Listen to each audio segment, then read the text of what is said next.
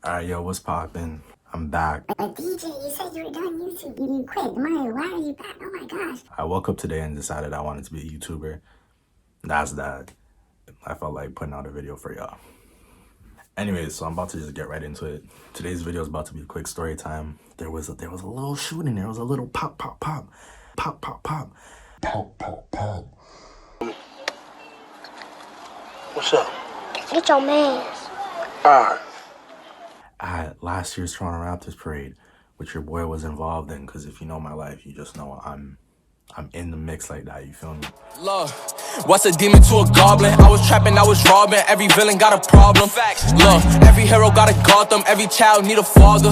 Like, I was raised by the block. I was 9 when my father got knocked. I was 12 when my brother got knocked. I was 13 when I let off that shot. Unlimited. I had to get on that. You don't watch basketball if you're not from Canada, or if you're just, I don't know, not in tune with like Western culture like that, then last year, June, Toronto Raptors won their first championship, first time in history making.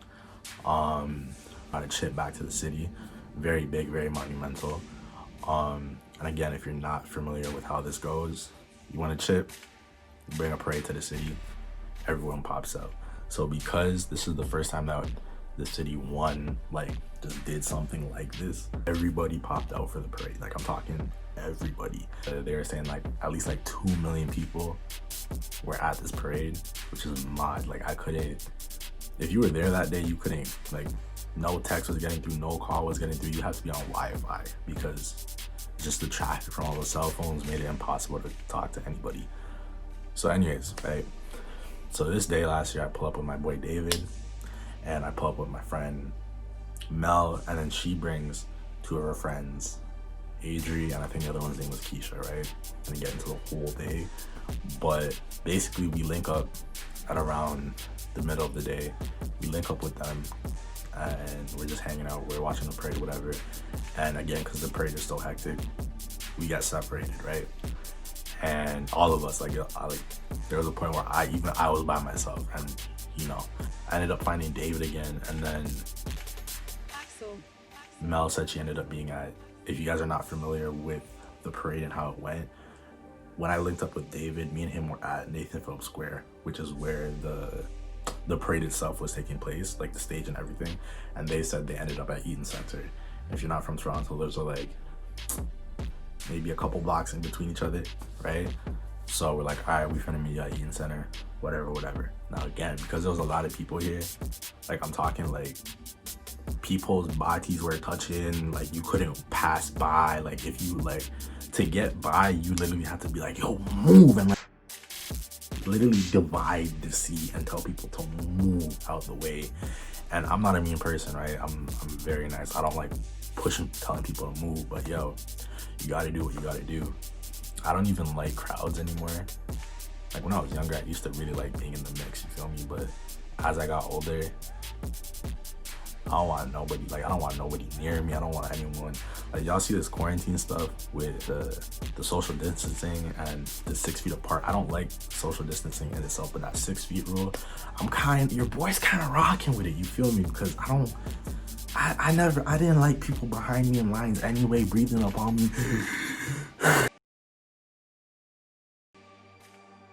All of that, I didn't like that. I was never for that. So now that, you know, I like the distance, right?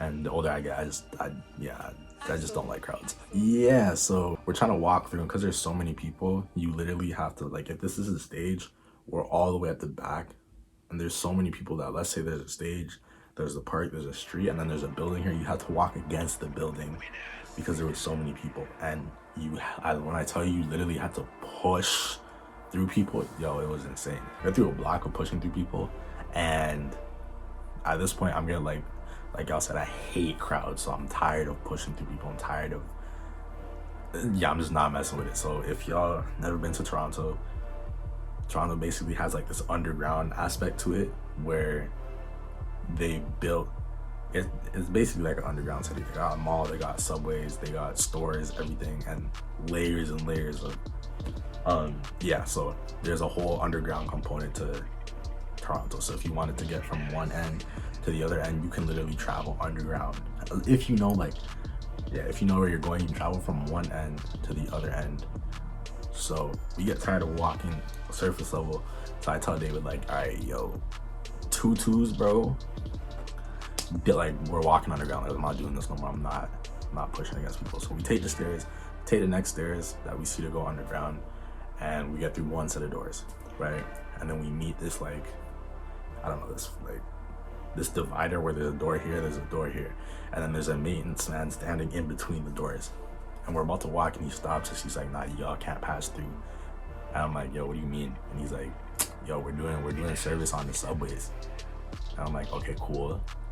What does that have to do with what does that have to do with like, we're just trying to get to the mall. He's like, the whole hallway shut down because of the subway, y'all can't pass through here. I'm like, bro, we tried to negotiate it with him. He wasn't letting us leave. So we're like, all right, whatever, we're just gonna turn around and walk back up the other way. So we turn around, we start walking back up the stairs, and David's behind me, right? And I get to the middle of the stairs, and then this lady comes screaming down, running down the stairs screaming, Oh my gosh, they're shooting bullets. Oh my gosh, they're shooting, run! So I turn around and I look at David. I'm like, yo, hold up. What? I'm like, nah, she capping, fam. There's no way. There's no way. We were only downstairs for 2 minutes, bro. There's no way. So I'm at the middle of the stairs. David's at the bottom of the stairs. So I'm like, all right, let me just go peek my head on the top of the stairs and see, like, Wagwan. So I get to the top of the stairs and I see a whole crowd of people running towards the stairs screaming, Oh my gosh, run, they're shooting, oh my gosh, bullets, ah, run! and I'm like, so I switch into survival mode. I'm like, nah, fam. So I hop down the stairs. I'm like, yo, they're shooting, they're popping, fam, run. So we run back through the door, and remember I said there's 2 doors. We cut through the other door, and when we cut through the other door, there's a stairs. Run up the stairs, run up the stairs. It leads us to a lobby in the building. Run through the lobby, run up the doors to the other side, and we just started sprinting down the street, sprinting. Oh my gosh, boom, bap, bap. And then because I parked 6 blocks away, but because I parked, if the stage is here and let's say the shooting is in the stage, I parked back here. So we essentially had to make an L, right? So we turn out to the street called Yonge Street. If you're from Toronto, you know that's like the main street of Toronto. It's where Dundas Square is. If you're not from Toronto, Dundas Square is the equivalent to like Times Square in New York City. So running onto Yonge Street, and Yonge Street is also happens to be where Eaton Center is, right? So we're running down Yonge Street, and then we get to the entrance of Eaton Center, and like, kid you not, like just hundreds of people start running out of Eaton Center screaming, yo, get inside, run. And I'm just like, yo, fam, I'm in a horror movie, bro. What's going on? I'm like, fam, don't tell me today is the day I experienced like a terrorist attack on the city. Like, fam, I'm not, no. Y'all not getting me today, fam. I don't care. Y'all ain't getting me. I don't know what's happening, but y'all ain't getting me, bro. So we're running. At this point, we ran like 6 blocks, and all the police on Yonge Street, mind you, there's extra police officers because of the parade, right? But they don't know what's happening yet, right? So they see everybody running, and one of them stops us, and they're like, yo, why are you guys running? And I'm like, fam, they popping bullets. I'm talking Uzis, I'm talking AKs, good cow, 504 style, bro. Y'all need to go deal with that. and he's like, word. So him and his officer, whatever, partner, take off running, boom, bap, whatever. And we continue running. And at this point, I'm like, we ran like 8 blocks now. So I'm like, yo, fam, like, okay, like, we're out, like, you know, we're out of the danger, whatever. We can stop running. We can start walking now. You feel me? So I stop running, and David's kind of screaming like, "Yo, fam, what are you doing? Why are you?" I'm like, "Yo, bro. No one. If you look around, nobody else is running. I'm not trying to create more panic, fam. Like, we're far enough where we're out, bro." But I used to play track in elementary school. I got that speed, fam. So when we was running, bro. We wasn't doing we was sprinting, fam. I'm quick. We was running, right? So anyways, eventually we make it back to the car. get to where I parked in the parking garage. We get to the parking garage, get in the car, turn on the car, battery's dead. The battery's dead. There's a shooting happening. We're trying to, and now we're stuck. Same time, my friend Mel's calling us and she's like, yo, they shut down the trains going out the city. Because mind you, we don't live in Toronto. So they shut down the trains leaving out the city. We're trapped. What are y'all saying? Can y'all give us a ride? I'm like, I bet. One problem, the battery's dead, the car's not working. So they're like, oh, so now I'm just like, yo, what are we gonna do? So I'm asking everybody in the parking lot. Nah, they don't want to. They're just snaking us, right? So we go to this one lady and I'm like, yo, can you like help jumpstart me? Like my car is dead. And at first she said no, but then she's like, you know what? I got you guys. She drives her car over and we're trying to connect the engine and like the battery parts, whatever. And she's like, yo, have you ever jumped started a car before? I'm like, nah. She's like, I haven't either. So now we're just both looking at each other like, you don't know how to jumpstart, I don't know how to jumpstart, fam.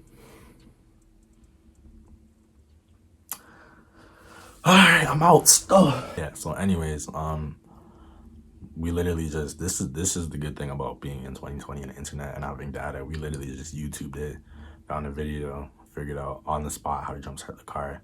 And I know y'all trying to like, I know y'all get at me in the comments, bro, how do you not know how to jump? Shut up. There's never been a situation where I needed to jumpstart my car and I just don't know it. Whatever, eat me, I don't care. Jumpstart the car. And then by the time we get the car jump started, Mel and all her friends meet us at the parking garage, get in the car, boom, and we out the city, bro. Safe and sound. That was my crazy Toronto Raptors parade experience. Yeah, made out the city safe. Lived to talk about it, obviously. And yeah, that's it. I don't want to make a promise and say I'm gonna be doing consistent videos because I don't know yet, but I'm gonna give you guys more consistent content. I'm not even finna make that promise. If y'all see me next week, I'm not even finna make that promise. If y'all see me next week, y'all see me next week. Tired of these hoes, what's your name? Baby girl, I'm tired of these games.